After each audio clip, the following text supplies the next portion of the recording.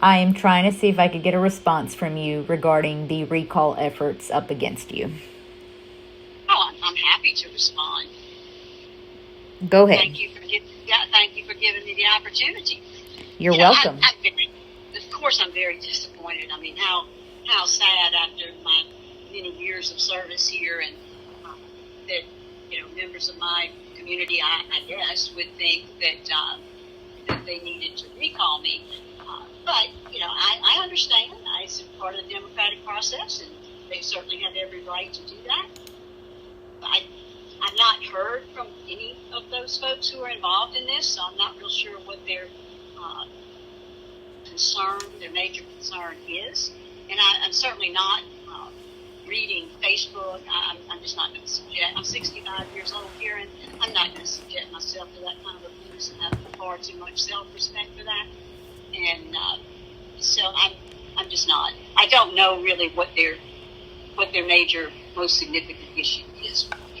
I have heard that it's about the vote that I made on moratorium, which frankly is rather shocking to me. I mean, I've always believed that compromise is the most effective way for people to govern and to be governed. And so I was shocked and disappointed when what I thought was a very meaningful compromise was not appreciated. But that's the way of the world today. Well, and let me ask you this. In speaking with the recall group, what they're saying is that they wanted the 12-month break to figure out how to develop Ascension Parish, that they're not against development. They just need to figure out development and infrastructure to make sure that the current infrastructure is not impacted when new people come up, and that you voted against that despite what everybody in your area had asked of you. Well, that's ridiculous. I voted for a 9-month moratorium, and which was a fair compromise. The council had proposed a 6-month moratorium. Parish administration was proposing 12 months, and so we met them halfway at 9 months. And I offered, I'm sure it's out there in the tape, that if they needed 3 more months to come back to us, I didn't see any reason why we wouldn't give them that. So, what we were trying to do was get this work accomplished in as short a period of time as possible, because moratoriums are not healthy for an economy. So I think that a moratorium, by its very nature, is damaging to a community. It's particularly its economy. So it's businesses. It's and I've made no secret. I was a business owner in Ascension Parish. I am finely attuned to the business community, and I understand that moratoriums are not positive experiences in that sector. I also that it's not a positive experience for local folks who just want to give a piece of land to one of their children. And they cannot do that right now. There is no subdivision of property to go on in Ascension Parish for 9 months. I have a constituent who is concerned about that. Their daughter wanted a piece of land behind their house. They were going to divide that piece of property out, give her that piece of property, and she was going to live in a travel trailer on that property until she could build her home. And now she can't begin, they can't even divide the property, and they can't even begin to construct until all of that is done. So this has, moratoriums have impacts on on lots of persons that I think that the people who are leading this don't take into consideration.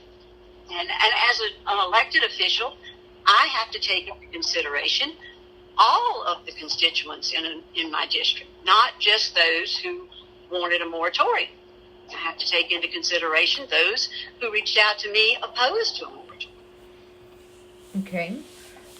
And what they're saying is that you sent an email that basically said that your opinion was that pretty much what you're saying as far as the moratorium, despite what everyone in your district was asking of you, and that it's become a pattern we want to see better for District 8 in Ascension Parish.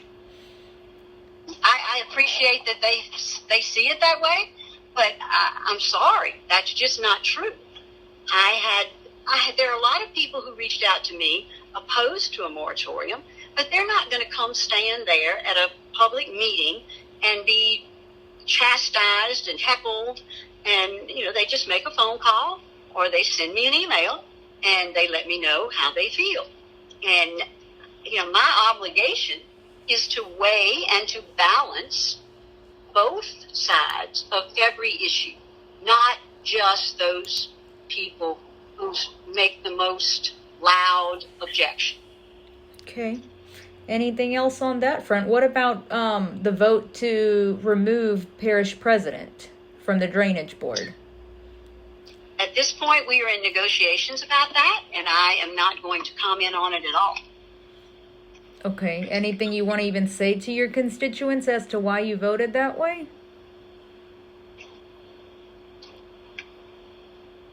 I'd rather not comment right now. We are trying to find a path forward at which we intend to do to make sure that drainage in Ascension Parish works for the benefit of all the people in Ascension Parish. And I understand. And, I'm trying not to engage until those negotiations are complete, because frankly, I think that they're progressing well, and I don't want to say something that might be misinterpreted or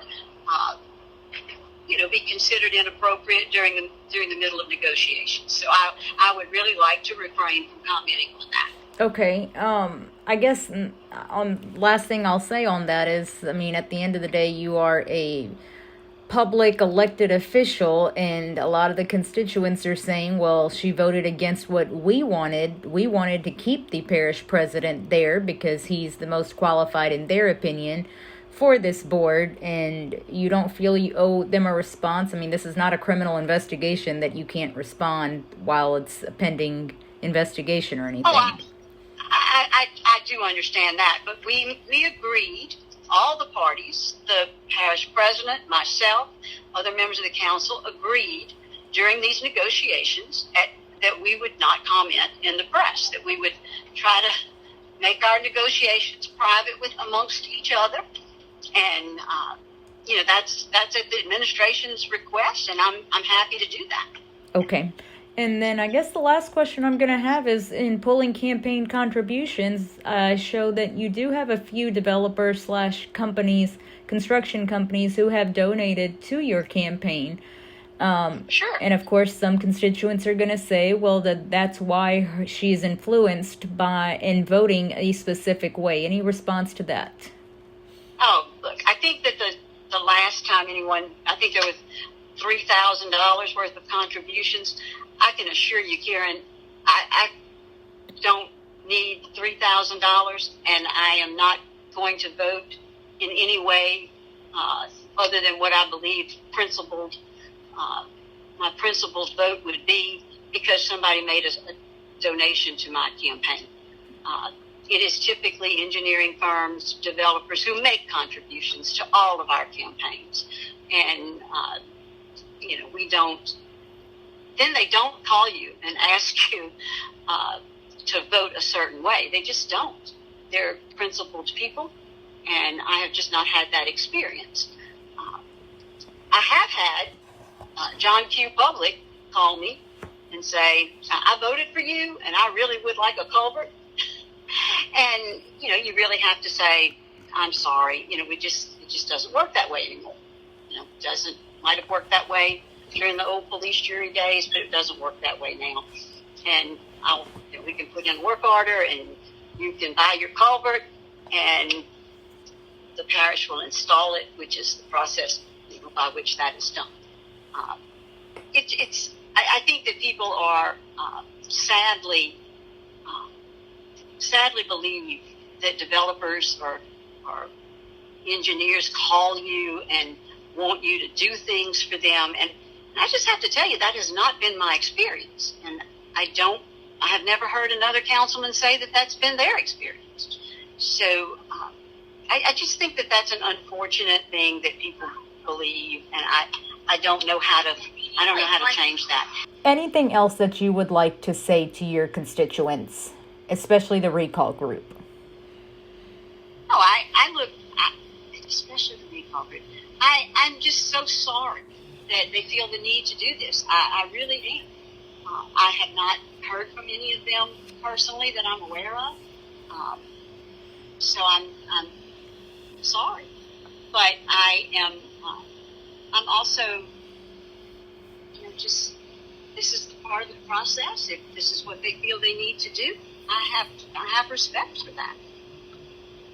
You got it. Anything else, ma'am?